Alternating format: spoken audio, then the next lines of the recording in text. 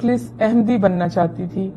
جس کے لیے میں قادیان گئی، لیکن میں نے جو حالات وہاں دیکھے اس نے مجھے قادیانیت سے قریب کرنے کی بجائے اسلام کے قریب کر دیا۔ اور ہمارے لیے ایک مشعل راہ ہیں عرفان محمود برق صاحب، کوئی کسی قسم کا بھی سوال ہو تو وہ آپ کی ضرور رہنمائی کریں گے اور عزت کے ساتھ آپ کے سر پہ پیار کی اور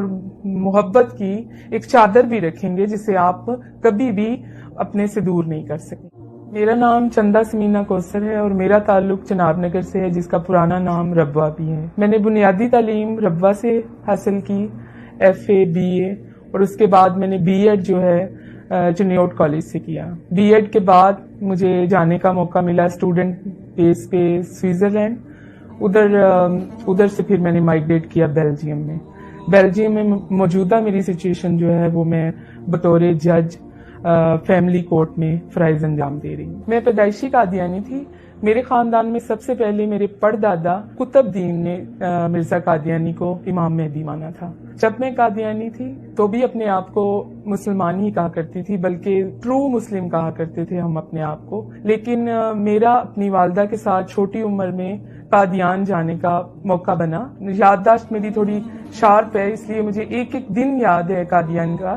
تو میں نے جو محسوس کیا کہ وہ ایک بستی میں سے ایک بدبو ہے، جیسے تعفن ہے، ہلکی ہلکی سی، یا جیسے کہتے ہیں کہ نالیوں کی یا گٹروں کی اس طرح کی ایک آتی ہے تعفن سا۔ دوسری میں نے چیز جو قادیان میں محسوس کی وہ تھی ایک ان کا کمرہ ہے بیت الدعا، اس میں بہت لمبی لائنیں اور کہتے ہیں اس میں جو جا کے دعا کرے گا وہ تو جنت کا بالکل ہی حقدار ہے۔ اس میں جب جانے کا موقع ملا تو اس میں ایک اور ہی قسم کی وحشت، اور دو تین لوگ ادھر کھڑے ہو سکتے ہیں، جلسے کے دن تھے۔ تو اس بیت الدعا میں مجھے کوئی بھی روحانی چیز نہیں نظر آئی۔ اس کے بعد جب میں نے مرزا قادیانی کی کتابیں اس لو سے شروع کی کہ مرزا قادیانی نے خود کہا ہے کہ ہر احمدی پہ 3 دفعہ میری کتابیں پڑھنا لازم ہے، تو مجھے پتہ چلا کہ حضرت عیسیٰ علیہ السلام جو خدا تعالیٰ کے سچے نبی تھے اور پاکیزہ ماں سے پیدا ہوئے تھے، ان کے بارے میں جو گستاخانہ باتیں تھیں وہ میں جب اپنے والد سے شیئر کرتی تھی تو میرے والد جو ہیں بہت زیادہ خفا خون ہوتے تھے کہ یہ کوئی مولوی تمہیں پٹی پڑھاتا ہے۔ جیسا کہ روحانی خزائن جلد نمبر 19 میں مرزا قادیانی نے خود اپنے ہاتھوں سے تحریر کیا ہے کہ نعوذ باللہ حضرت عیسیٰ علیہ السلام جو ہیں وہ شراب نوشی کرتے تھے۔ تو اس طرح کے بہت سارے کفریہ کلمات ہیں جو ایک نبی کی شان کو بالکل بھی زیب نہیں دیتے۔ اس کے بعد جو کچھ ایسی باتیں ہوتی تھیں کہ بہت ہی زیادہ ایک بچی اپنے باپ سے نہیں کر سکتی، تو وہ باتیں میں اپنی ماں سے کرتی تھی اندھیرے میں، کبھی چھپ کے، کبھی پیٹی والے کمرے میں، کہ والدہ یہ چیزیں لکھی ہیں۔ تو میری والدہ ایک پڑھی لکھی عورت تھی، تو پھر وہ مجھے کہتی تھی مجھے نشان لگا دو بیٹی، میں 10 بار پڑھوں گی اور اسے سمجھنے کی کوشش کروں گی۔ اور کئی دفعہ محلے کے مربی سے بھی میں رابطہ کرتی کہ آپ تو ہمارے استاد محترم ہیں، ہماری رہنمائی کریں، یہ باتیں دل میں ایک گرہ سی باندھتی جا رہی ہیں۔ اس سارے سلسلے کے بعد جب میں اپنے والدین سے بات کرتی، میری والدہ جو ہے قائل ہو جاتی تھی، لیکن میرے والد کبھی بھی قائل نہیں ہوتے تھے، بلکہ وہ کہیں نہ کہیں میرے لیے مرنے کی بد دعائیں کرتے تھے کہ یہ کیا اذیت ناک ایک بچہ میرے گھر پیدا ہو گیا ہے، کیونکہ میں سب سے بہن بھائیوں میں چھوٹی تھی اور سب سے زیادہ خدمت گزار تھی، اور میرے بہن بھائی سب سیٹ تھے یورپ میں، لیکن میں اپنے والدین کے ساتھ تا دم مرگ میں نے نبھا کرنے کا وعدہ کیا ہوا تھا خدا سے۔ اس کے بعد جو ہے میں نے کچھ عرصہ کے لیے اپنے والد سے ڈسکشن کرنا بالکل بند کر دی۔ خدا سے میں نے عرض کرنی کہ یا خدا، میں ایک عورت ہوں، ایک لڑکی ہوں، اگر میں اس عذاب سے نکلوں تو میں اپنے ماں باپ کے بغیر نہیں نکل سکتی۔ لیکن میرے والد کو آخری عمر میں کچھ ایسے خواب آنے شروع ہو گئے تھے اپنے متعلق، میرے متعلق، تو پھر وہ میں جب بھی ان کو فون کرتی بیلجیم سے تو وہ مجھے کہا کرتے میرے پاس جلدی سے آؤ۔ تو وہ کچھ آگ دیکھتے تھے، کبھی اپنے آپ کو جلتا دیکھتے تھے، تو کہتے تھے کہ تم میری بیٹی ہو، تم میری مرہم کر رہی ہو۔ تو اس طرح سے میرے والد کی جو نفرت تھی خدا تعالیٰ نے محبت میں بدل دی۔ پھر الحمدللہ 2015 میں وہ دن آ ہی گیا جب میرے والد جو ہیں بالکل باقاعدہ طور پہ مجھ سے ایگری ہو گئے کہ ہم اس کلٹ سے نکلتے ہیں، اور ڈھیروں لانتے ڈال کے مرزا قادیانی پہ ہم نے سچے دل سے اسلام کو قبول کیا۔ چونکہ بچپن میرا ربوہ میں گزرا، چناب نگر میں گزرا، تو بہت سارے ایسے واقعات ہیں جو ذہن پہ ویسے ہی نقش ہیں جیسے میں نے خود اپنی آنکھوں سے دیکھے۔ جیسا کہ وصیت کرتے ہیں یہ لوگ، پوری زندگی پیسے دیتے ہیں کہ ہم جنت میں داخل ہوں گے، اور علیحدہ سے بہشتی مقبرہ بنا رکھا ہے۔ تو جن لوگوں کے بھی پیسے تھوڑے سے کم ہوتے تھے ان کو وہاں پہ نہیں دفن کیا جاتا تھا، حالانکہ وہ پوری زندگی اپنی آمدن کا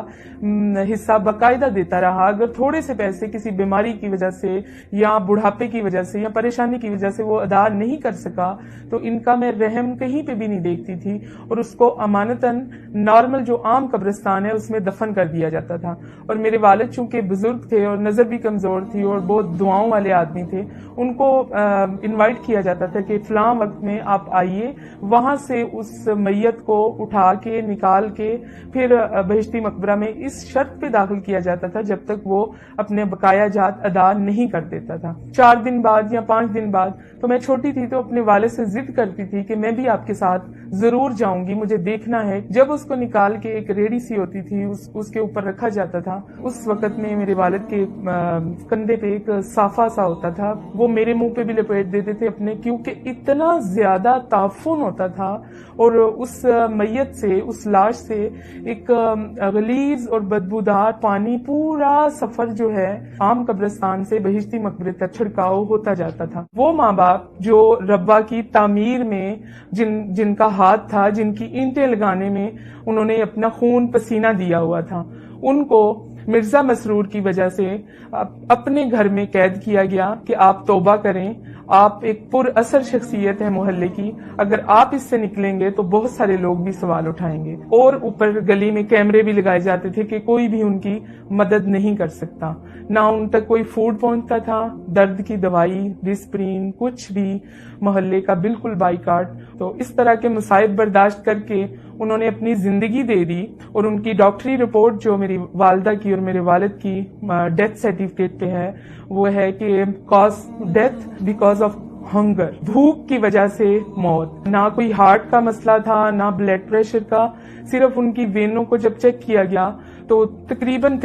13 دن سے ان کے اندر کچھ بھی نہیں تھا، نہ پانی نہ روٹی، کچھ بھی نہیں تھا۔ قادیانی جو ہیں ان کے اوپر ایک الزام ہے کہ وہ اسرائیل کے بہت زیادہ قریب ہیں، اور میں بھی اس چیز کو الزام ہی سمجھتی تھی جب میں مختلف قسم کی دیواروں پہ یہ لکھا ہوا دیکھتی تھی کہ قادیانی جو ہے اسرائیل کے یار ہیں، غدار ہیں۔ تو میں سوچا کرتی تھی کہ یہ کون سے ایسے مولاناز کو حق ہے جو قادیانیوں کو ایسا کہے یا باقاعدہ طور پر دیواروں پر تحریر کر دے۔ تو بہت ہی ایک غصے کی سی کیفیت پیدا ہوتی تھی۔ لیکن بیلجیم میں جانے کے بعد، ان کے سسٹم کے اندر جانے کے بعد، ایک تبلیغی طور پہ ان کا کام کرنے کے بعد اندازہ ہوا کہ یہ بالکل حقیقت اور حق اور سچ بات ہے، کیونکہ قادیانیوں کا ایک اعلیٰ سطح کا مرکز جو ہے وہ اسرائیل میں خود بنایا ہے، اور ادھر ان کا آنا جانا بھی ہے۔ اور 2014 میں باقاعدہ طور پر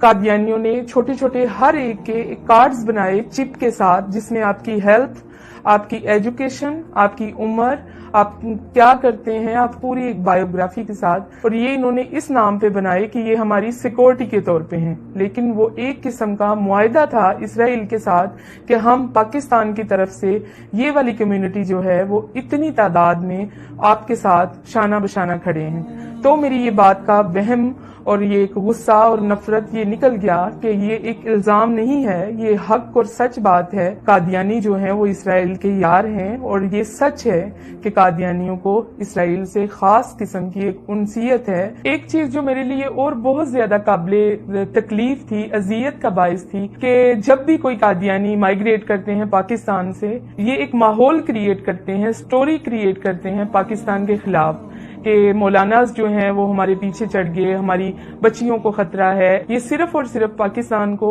اس طرح سے ڈاؤن کرنے کی باتیں کرتے ہیں کہ یہ ایک بہت ٹیرورسٹ سا کنٹری لگتا ہے دیکھنے والے کو، جس کی ایک مثال یہ ہے کہ پاکستان کے جو تحفظات ہیں یورپ میں یا دوسرے ملکوں میں، وہ قادیانیوں کی وجہ سے بھی بہت زیادہ بڑھ چکے ہیں، جس کی وجہ سے پاکستان